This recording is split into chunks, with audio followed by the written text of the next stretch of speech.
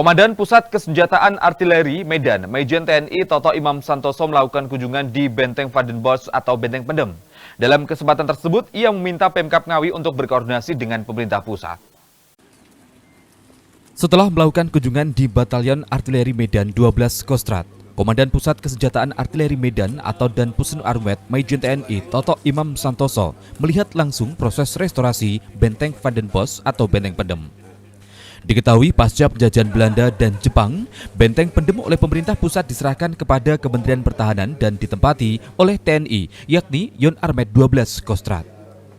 Melihat hasil restorasi, Benteng Pendem menjadi salah satu kawasan pusaka yang memiliki nilai historis yang tinggi. Sehingga untuk ke depan pengelolaan harus bisa benar-benar dilakukan secara maksimal. Menurut Jenderal Bintang 2 ini, selain memiliki nilai sejarah yang tinggi, keberadaan benteng tersebut harus benar-benar dijaga. Kedepan, Majen TNI Toto menyarankan pemerintah daerah Kawat Ngawi untuk koordinasi dengan pemerintah pusat atau kementerian terkait dalam pengelolaan kedepannya. Karena benteng ini dulunya setelah dipakai oleh Belanda, kemudian diserahkan ke kita dan ditempati oleh Batalion Armet 12 Ngawi.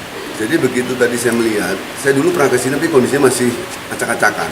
Sekarang sudah mulai tertata bagus dan memang ini merupakan suatu upaya pemerintah daerah mungkin dibantu oleh provinsi dan pusat ya sangat bagus untuk menghidupkan kembali seperti kekayaan bangsa dan ini sejarah, cagar budaya dan memang banyak ceritanya gitu. Jadi ini sangat bermanfaat dan saya yakin nanti pemerintah Kabupaten Ngawi dengan adanya benteng ini akan lebih terangkat karena ini menjadi suatu nilai yang cukup fantastik ya. Kalau tidak salah ini tahun 1839 waktu itu ada dari Belanda Van Bosch itu tempatnya di sini dipakai oleh kegiatan mereka dan setelah itu baru diserahkan pemerintah dan ditempati oleh TNI waktu itu diserahkan ke Armet untuk ditempati untuk sebagai batalion. Seperti diketahui, dalam pengelolaan ke depan, Pemkab Ngawi harus bekerja ekstra dalam proses pengelolaan.